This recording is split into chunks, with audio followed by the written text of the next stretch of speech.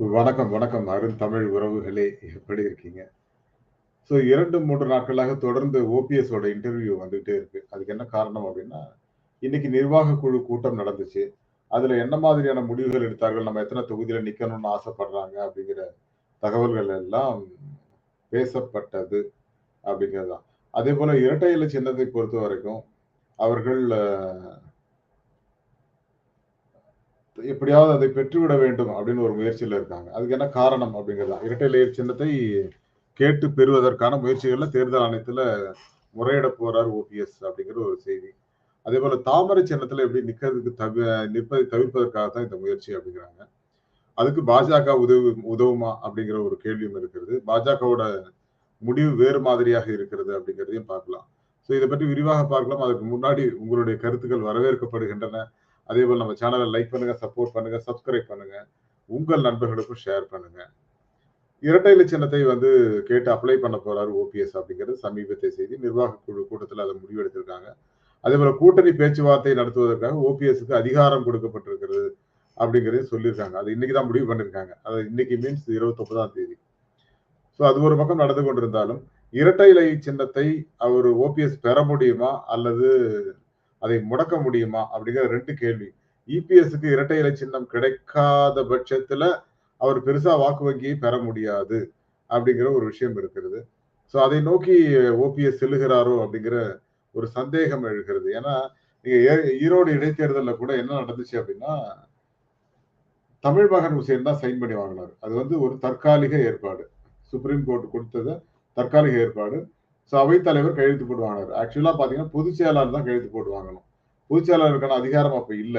அதேபோல இப்பொழுது தேர்தல் ஆணையத்துல என்ன மாதிரியான இது இருக்குன்னா, ஒருங்கிணைப்பாளர், இணை ஒருங்கிணைப்பாளர் என்றே இருக்கிறது. இந்த முறை அவங்க அப்ளை பண்ணாலும் இரட்டை இலை சின்னத்தை ஒருங்கிணைப்பாளரும், இணை ஒருங்கிணைப்பாளரும் சைன் பண்ணா தான் கிடைக்குங்கிற ஒரு விஷயம். அப்போ இங்க இவர் அதிமுக ஓபிஎஸ் அணியாகத்தான் செயல்பட்டுக் கொண்டிருக்கிறார். யாரு? ஓபிஎஸ் அவர்கள். அவர் அதிமுக இபிஎஸ் அணியாக அவர் செயல்பட்டுக் கொண்டிருக்கிறார். இப்ப என்ன நடக்கும் அப்படின்னு கேட்டீங்கன்னா, 1 2 பேருமே அதிமுக சின்னத்தை அப்ளை பண்றாங்க. இணை ஒருங்கிணைப்பாளராக இவரும் ஏன்னா அவைத்தலைவர் அப்ளை பண்ண முடியாது. இல்ல பொதுச் செயலாளராக அவர் அப்ளை பண்றாரு. நான் ஒருங்கிணைப்பாளர் இவர் அப்ளை பண்றாரு அப்படின்னா, 2 பேருக்கும் இவர்கிட்ட ஒரு 4, 5 எம்எல்ஏக்கள் இருக்காங்க. ஒரு எம்பி இருக்காங்க. யாரு? இவர்கிட்ட. ஓபிஎஸ் கிட்ட. அவர்கிட்ட 62 எம்எல்ஏக்கள் இருக்காங்க. இதை வைத்து ஒரு நாடகத்தை ஆடி, ஒன்று இரட்டை இலை சின்னத்தை முடக்க வேண்டும் அல்லது தனக்கு பெற வேண்டும்ங்கிறது நடக்காது. ஏன்னா மெஜாரிட்டி அவர்கிட்ட தான் இருக்கு. யார்கிட்ட? இபிஎஸ் கிட்ட தான் இருக்கு. ஆனால் இரட்டை இலை சின்னத்தை முடக்கலாம். ஏன்னா ஒருங்கிணைப்பாளர் அப்படிங்கிற இதுல அதை முடக்குவதற்கான வாய்ப்பு அதிகமா இருக்கு அப்படிங்கிறது சொல்லித்தான் ஆக வேண்டும். அது நாம் பேசவும் வேண்டும்.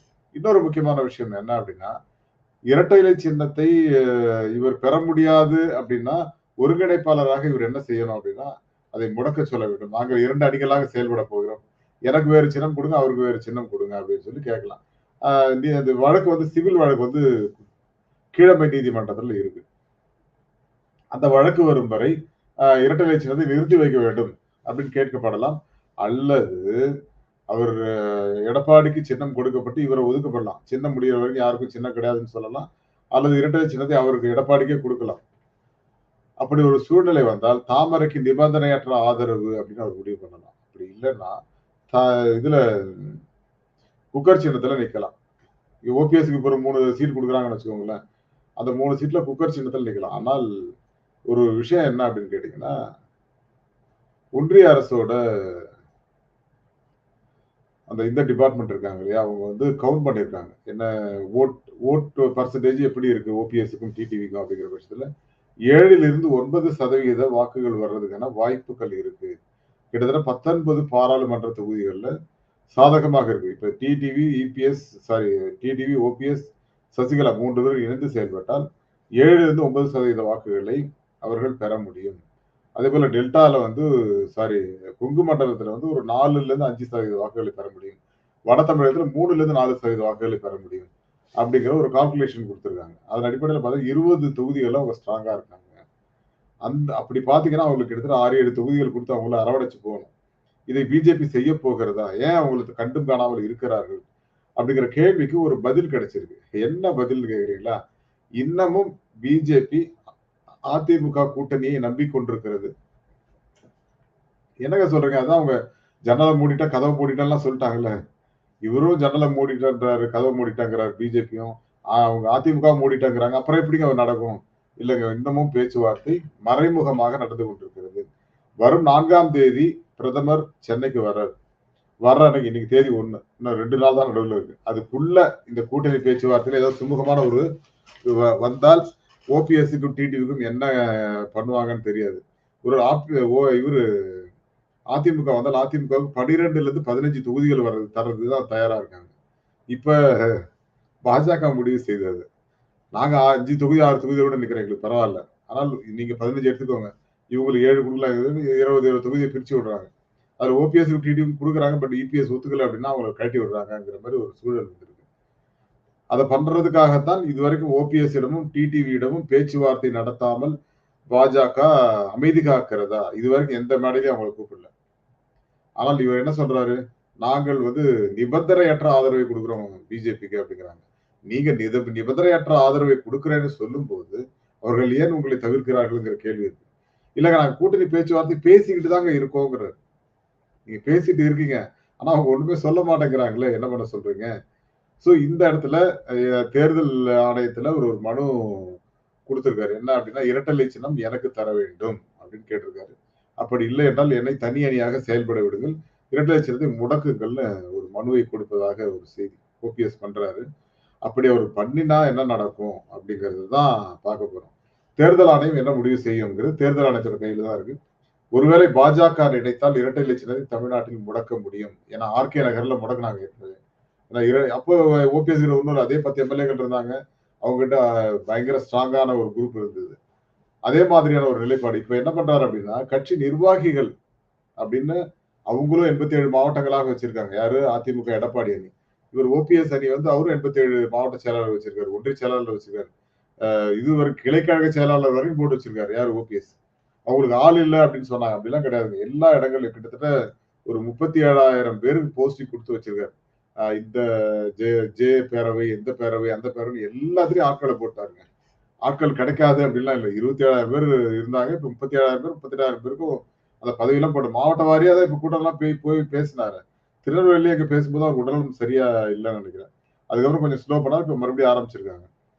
சோ இந்த பேச்சுவார்த்தைகளும் ஆரம்பமாயிடுச்சு. சோ இவங்களும் அதாவது நாங்க தான் உண்மையான அதிமுகன்னு சொல்லி 87 மாவட்ட செயலாளர்கள், ஒன்றிய செயலாளர்கள், ஊராட்சி ஒன்றிய செயலாளர்கள், நகர்மன்ற தலைவர்கள் எல்லாத்தையும் போட்டாங்க. நகர்மன்ற செயலாளர்கள் எல்லாம் போட்டாங்க. கிளைக்கழக செயலாளர் வரைக்கும் போஸ்டிங் போட்டாச்சு. அப்போ இது உண்மையான கட்சியா, இது உண்மையான கட்சியா அப்படிங்கிற ஒரு லெவல்ல தேர்தல் ஆணையத்தை கன்ஃபியூஸ் பண்றாங்க. இந்த நேரத்துல சுப்ரீம் கோர்ட்டுக்கு மறுபடியும் எடப்பாடி அவர்கள் செல்வதற்கு வாய்ப்பு இருக்கிறது. ஒருவேளை சின்னம் கொடுக்கவில்லை என்றால் அவசரமாக விசாரிக்கணும் அப்படின்னு சொல்லி அவர் போக வாய்ப்பு இருக்குது. அப்படி இரட்டை இலை சின்னம் எடப்பாடிக்கு கிடைத்தால் இவர் வந்து தார்மீக அடிப்படையில நிபந்தனையற்ற ஆதரவை பிஜேபி கொடுத்துட்டு போட்டியிடாமல் ஒதுக்கிக் கொள்வார் இவர் அப்படிங்கிறாங்க. அப்படி ஒதுக்கி கொண்டால் ஒரே ஒரு ராஜ்யசபா எம்பி வந்து இவரு கொடுப்பாங்க, ரவீந்திரநாத் கொடுப்பாங்க. மத்தபடி அவங்க வந்து டிடிவி தினகரனுக்கு இத்தனை சீட் கொடுத்து நீங்க நிக்க வைங்க. அப்படின்னா தேனியில வந்து டிடிவி தினகரன் நிக்கட்டும் அப்படின்னு எல்லா வகையான விஷயங்களையும் யோசிச்சு வச்சுட்டாரு ஓபிஎஸ். இதுதான் இப்போதைக்கு நிலவரங்க. அதாவது டிடிவி தினகரனுக்கு இப்ப எனக்கு கொடுக்க வேண்டிய சீட்லாம் நீங்க டிடிவி தினகரன் கொடுங்க. நான் நிபந்தனையற்ற நான் தாமரை சின்னத்தில் நிக்க மாட்டேங்க. நான் வந்து தன்மானம் உள்ளவன். அதிமுக தான் கடைசி மூச்சு வரைக்கும் என்னுடைய கட்சி. அது நேத்து முதல் நாள் கூட நம்ம பேசணும் இல்லையா? அதோட நீட்சி தான் இது. இன்றைக்கு கொடுத்த இன்டர்வியூல அவர் தெளிவுபடுத்திட்டார். பொறுமையாக இருங்க. நாங்க எல்லா விஷயத்தையும் பிளான் பண்ணியிருக்கோம். இரட்டை சின்னத்தை பெறுவதற்கான அனைத்து முயற்சிகளையும் நாங்க செய்துகிட்டு இருக்கோம். அதனால எதை பத்தி கவலைப்படாதீங்க. நடக்கிறது நடக்கும் அப்படிங்கிறத ஒரு விஷயத்த சொல்லிட்டார். அதே போல வாக்கு வங்கியை வந்து நிரூபிக்கிற முயற்சியில எடப்பாடி அவர்கள் இருக்கிறார். ஆனால் எடப்பாடி அவர்களோட செல்வாக்கை வந்து நிரூபிப்பதற்கான தடையை ஏற்படுத்துவதற்காகத்தான் ஓபிஎஸ் வந்து இந்த வேலையை செய்யறாரு. இரட்டை சின்னத்தை முடக்கிவிட்டால் அந்த 18% கூட வராது. 10-12% ஆயிரும். இபிஎஸ்ஐ முடக்கி விடலாம் அப்படிங்கிற ஒரு விஷயத்துலதான் ஓபிஎஸ் அவர்கள் இறங்கி அடிக்கிறார். ஆனால் இங்கு இரட்டை சின்னம் கிடைப்பதற்கு 80% வாய்ப்புகள் இபிஎஸ்க்கு இருக்கிறது. 20% வாய்ப்புகள் தான் இவருக்கு இருக்கு முடக்கிறதுக்கான வாய்ப்பு. இரட்டை சின்னத்தை முடக்குவதற்கான வாய்ப்பு. அப்ப என்ன நடக்க போகுது அப்படிங்கிறது வந்து தேர்தல் ஆணையத்தின் கையில தான் இருக்கு. தேர்தல் ஆணையம் என்ன செய்ய போகிறது, அதே போல இவர் என்ன செய்ய போகிறார் அப்படிங்கிறதையும் நம்ம பார்க்கலாம். என்னை பொறுத்த அளவில் இது வந்து ஒரு மிகப்பெரிய ஒரு சாதனையாக கருதப்படும். இரட்டை இலை சின்னத்தை முடக்கிட்டார் அப்படின்னா, கிட்டத்தட்ட கட்சி வந்து அவருக்கு வந்து அவரோட கண்ட்ரோலுக்கு வந்தாச்சு அப்படின்னு அர்த்தம். யாரோட கண்ட்ரோலுக்கு? ஓபிஎஸ் கண்ட்ரோலுக்கு. ஏன்னா, அவ்வளோ பாஜக உதவி செய்யணும். ஆனா பாஜக என்ன பண்ணுது அப்படின்னா, இதுல ஒரு இரட்டை நிலைப்பாட்டை எடுக்கிறது. ஓபிஎஸ்ஐ தவிக்க விட வேண்டும். அதிமுகவை ஒழித்து கட்ட வேண்டும் அப்படிங்கிறது அவங்களோட பிளானாக இருக்கிறது. அந்த பிளான் ஜெயிக்க போகிறதா? ஓபிஎஸ் என்ன செய்ய போகிறார்? அப்படின்னு பல தகவல்கள் வந்து நமக்கு அப்டேட் ஆயிட்டே இருக்கு. நான் இன்று காலையில லைவ் போட முடியல. ஒரே லைவ் மட்டும் போட்டு போனேன் மத்தியானம். பட் நம்ம திமுக கூட்டணி பத்தி போட்ட நியூஸ் வந்து 40, 50,000 பேர் பார்த்திருக்கீங்க. பார்க்க ரொம்ப சந்தோஷமா இருக்கு. ஸோ உங்களுடைய ஆதரவு இருந்தால் நாம் இன்னும் மேலும் மேலும் வளர முடியும் என்று கேட்டுக்கொண்டு விடைபெறுகிறேன். ஸோ நம்ம சேனல் லைக் பண்ணுங்க, சப்போர்ட் பண்ணுங்க, சப்ஸ்கிரைப் பண்ணுங்க. மறக்காம உங்கள் நண்பர்களுக்கு ஷேர் பண்ணுங்க மக்களே. Thank you all. Good night everyone. Thank you. By.